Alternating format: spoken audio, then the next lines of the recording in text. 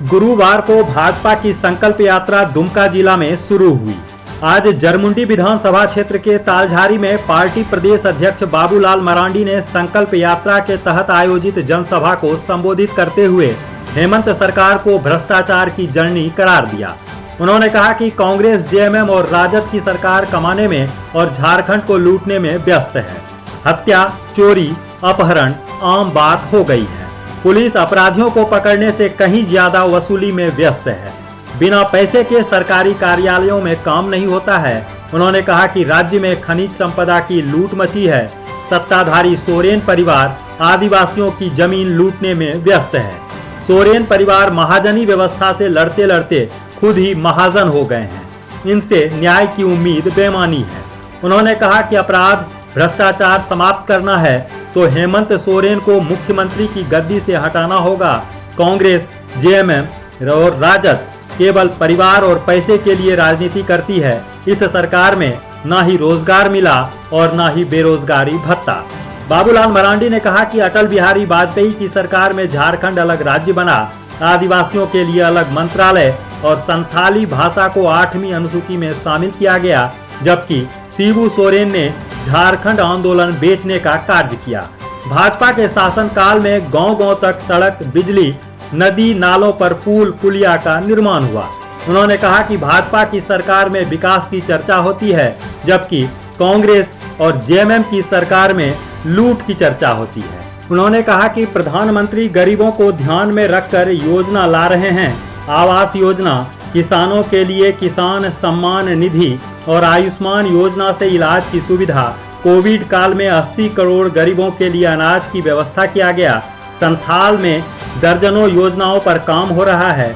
गंगा नदी पर पुल बन रहा है। उन्होंने कहा कि निजी आवास बनाने वालों के लिए बालू फ्री करने की मांग सदन में किया था, किंतु स्थानीय लोगों को बालू पर पकड़ा जा रहा है और दलालों के माध्यम से बालू दूसरे राज्य भेजा जा रहा है।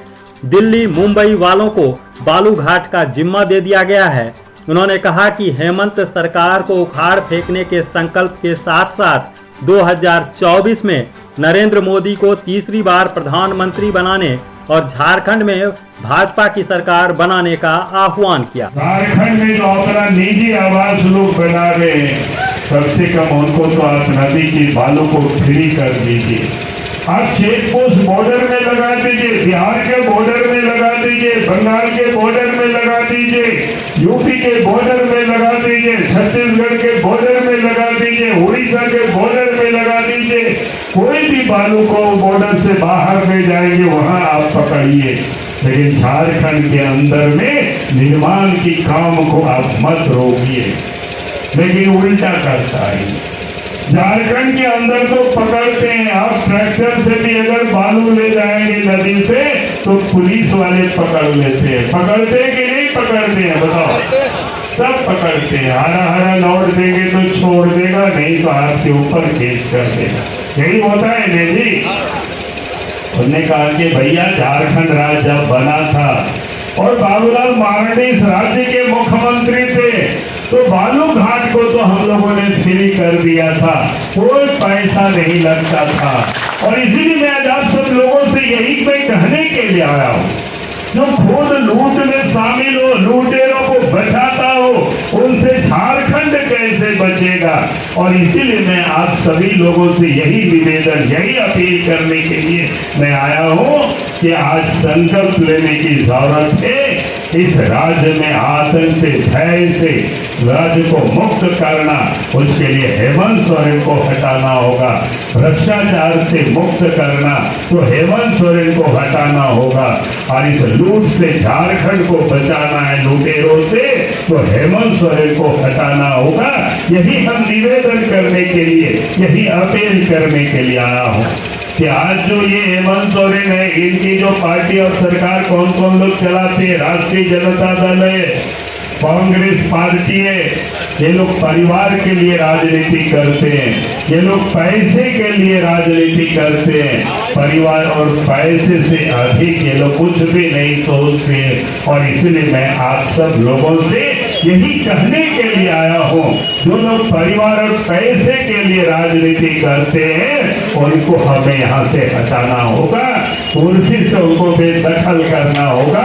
यही मैं कहने के लिए आया हूँ। तभी झारखंड का विकास होगा, तभी झारखंड तरक्की करेगा, तभी झारखंड के नौजवानों को रोजगार भी मिलेगा। और इसीलिए मैं आज आप सब लोगों से यही कहने के लिए आया हूँ कि झारखंड राज्य के विकास और प्रगति के लिए हम सबको एकजुट होकर के 2024 में लोकसभा के चुनाव जीतना है और देश में फिर से प्रधानमंत्री नरेंद्र मोदी जी को बनाना है और झारखंड में भी फिर से भारतीय जनता पार्टी की सरकार बनानी है। और आता कि जब ये बीजेपी की सरकार बनी तो अलग झारखंड राज्य बना, और अलग झारखंड राज्य बना तो इतना ही नहीं हुआ, अटल बिहारी वाजपेयी जी ने अलग से आदिवासी भाई और बहनों के लिए मंत्रालय भी बना दिया।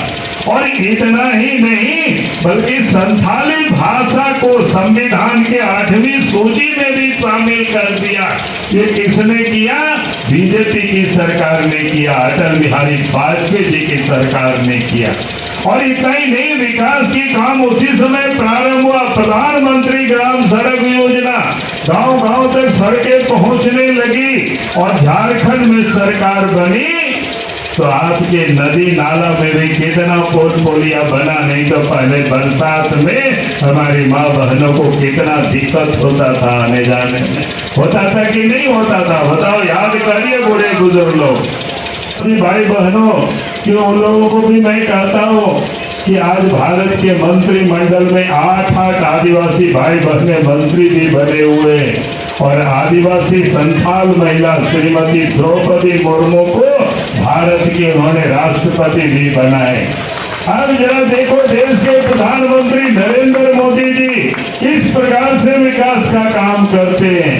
गांवों तक सड़कें भी पहुंच गई और साथ में जब झारखंड में बीजेपी की सरकार थी, रघुवर दास जी मुख्यमंत्री थे, तो घरों तक बिजली भी पहुंच गई। पहुंचा कि नहीं पहुंचा?